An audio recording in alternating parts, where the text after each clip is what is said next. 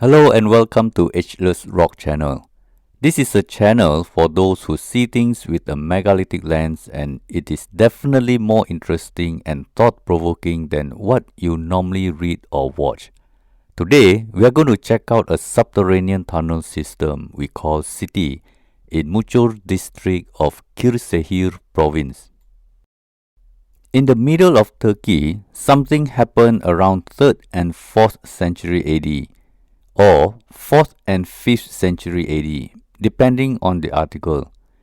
It is always said that the Christians were running away from the Romans if it was pre-Islamic era, and Christians were running away from Muslims if it is a post-Islamic era.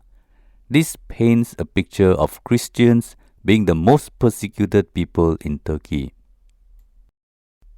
From the mainstream version, the entire Turkey were full of Christians who were busy hewing bedrock to hide because they were afraid of terrifying Romans from the west and later invading Arabs from the east during the Byzantine period. Is it possible that for a few hundred years, Christians were just busy carving creepy tunnels and chambers into bedrock just to hide? Today, you can have access to this archaeological site created out of lava turf after you get the entrance ticket. Since 1989, it is under the jurisdiction of General Directorate of Cultural Heritage and Museums of the Ministry of Culture and Tourism. This underground system is about 8 meters or 25 feet deep. The creepy tunnel system is only 2 levels, and I would think it is not a complicated labyrinth. It is actually said to be a spacious underground system with rooms and hallways. Some tunnels are low and you have to bend a little bit to pass. This is a typical feature of mysterious underground system, which makes me wonder if it was done by the 3 feet tall aliens. A study conducted in 2015 shows that while some passages were unusually narrow, the passages were mostly accessible by humans.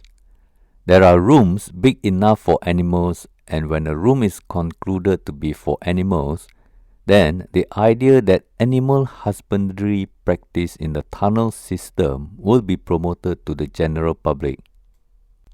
Goats bleating, cows mooing, and chickens clucking in these creepy chambers are things we have to imagine, because I don't think anyone did animal husbandry with several candles burning all the time inside here.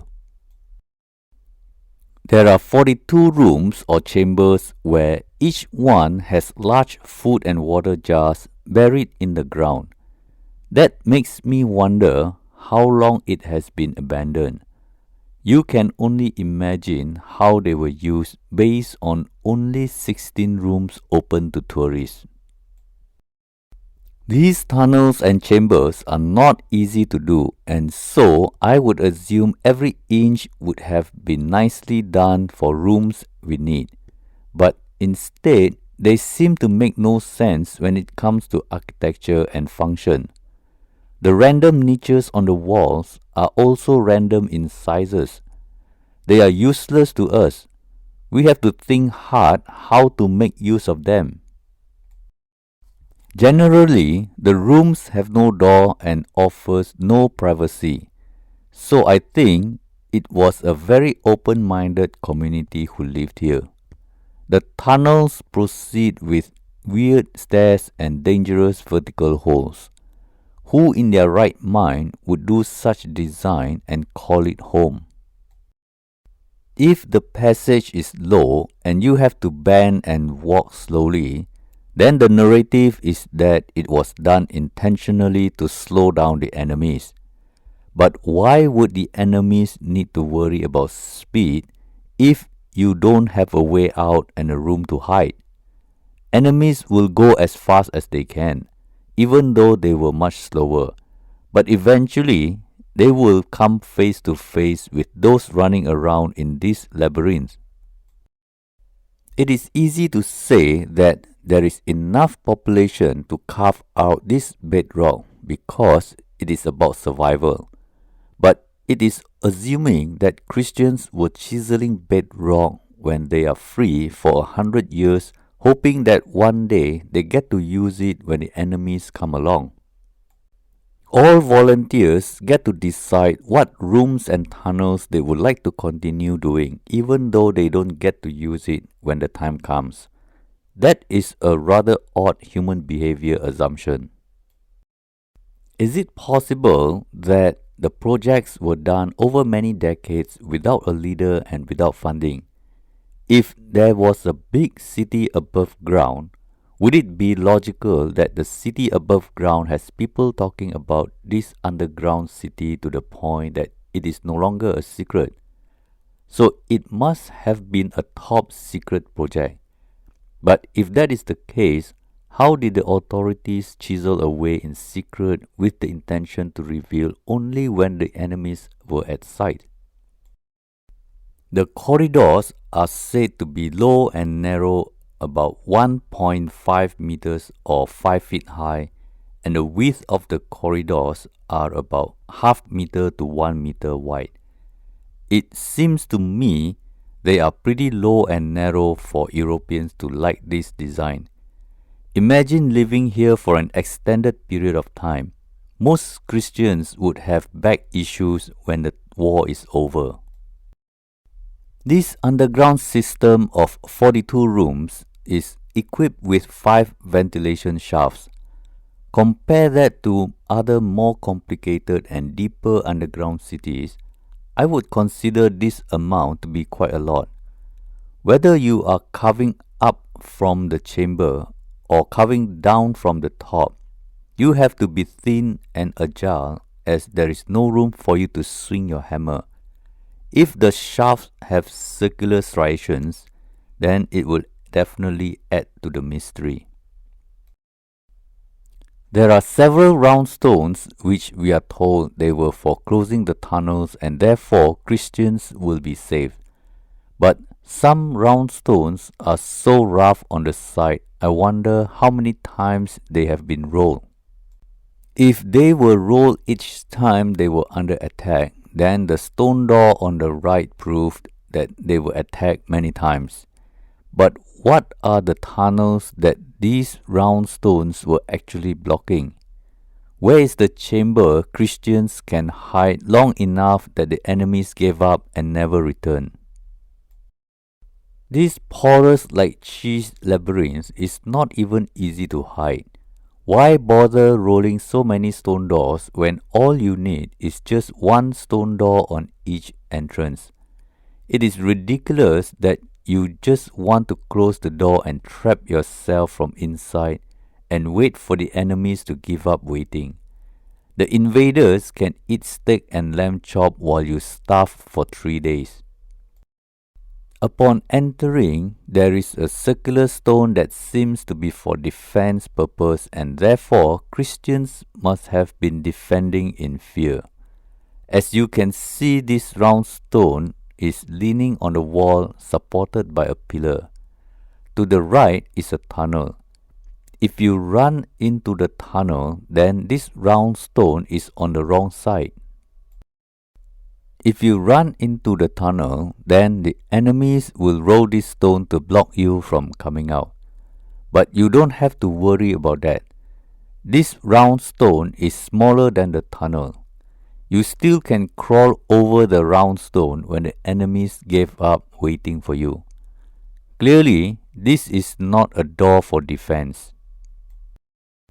This round stone is slightly different from the rest because it is actually quite round and considered smooth on the edge, but it has no drill hole in the middle.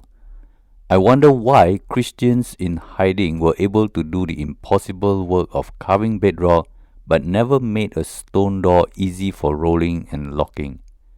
Anyway, I think this stone door has no known purpose because there is no tunnel to block at all. Based on a video, the left side is what I believe, a wall. There is also a well where it is said to be for water supply, but I am not sure how they retrieve water. Usually, there is a system of barrier to prevent you from falling into the well and a simple rope and bucket with a pulley system to take the water out. All the vertical shafts in underground cities are suspiciously without a system to retrieve water. It is a food for thought that will make you thirst for more answers.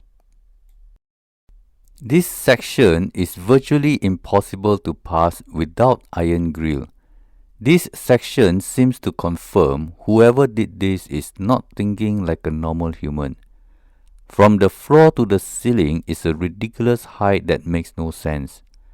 A constant supply of light would be priority, but yet there is no lamp or torch holder. There are 5 ventilation shafts that look like it was done with a tool not of chisels and hammers. It is long and narrow, and the impression is that the machine goes in a circular motion. The unknown ancient builders must have a method or purpose we will never understand. If tunnels are easy and they made 5 of them, then what about this hole that can only be done with drilling technology? What's the story for this small hole that links to the other side? Why the trouble when you can just walk over to the other side? This place is as porous as cheese. At one point of the journey through the tunnels, there are 2 unique holes which seem to be about 4 feet deep. They have rims that are typically made for leads. But anything made by the unknown ancient builders is somehow mysterious and unknowable. The feature in the yellow box is the interesting part to me. It is known as torture hole in Indian megalithic sites, but it is for tying animals in Turkey. The most mysterious structure created on the wall are these niches in a dome hall. This is typically a structure archaeologists will say confidently that they are pigeonholes, but in Mucur underground city, there is no mention that ancient Christians rear pigeons for protein. This pitch dark part of the labyrinth is not suitable for animals, whether they are birds or cows. I'm pretty sure Christians won't be thinking about chicken wings or buffalo wings for dinner when under attack. Since it looks like a chapel, it is said that it is a possible chamber for worship. So angels with wings is a more possible imagination. Sometimes the interpretation boggles my mind more than the structure. The same structure in Israel is said to be for pigeons and pigeon eggs. The holes are sloped at an angle. Even the birds are smart enough not to build nests. The eggs will drop and smash, while the chicks will drop on the ground and die. If you look closely, some holes are not even finished. So where are the chisel marks? The unfinished niches actually look like they were done with melt and mold technology. I don't know what is this hole for, but I won't be surprised archaeologists interpret this as something to do with wine. How was this used as a wine production process is something for everyone to imagine. These structures by the unknown ancient builders definitely have something else in mind. Humans came along and recycled them to whatever they see fit. But these were never known to be of any use. At Horvat Atari in Israel and Petra in Jordan have structures comparable to the one in Mucur underground city. Those at Jordan and Israel are in open space and can be said to be water tank. But you cannot say the same for Mucur underground city. Well, that's all for today. I hope you enjoyed this short presentation on Mucur underground city, where the population it can hold is smaller than a village. So I will call this Mucur underground community. See you in the next video and have a wonderful day. This is Berniong signing out. Sonra Guru Surus Gule Gule.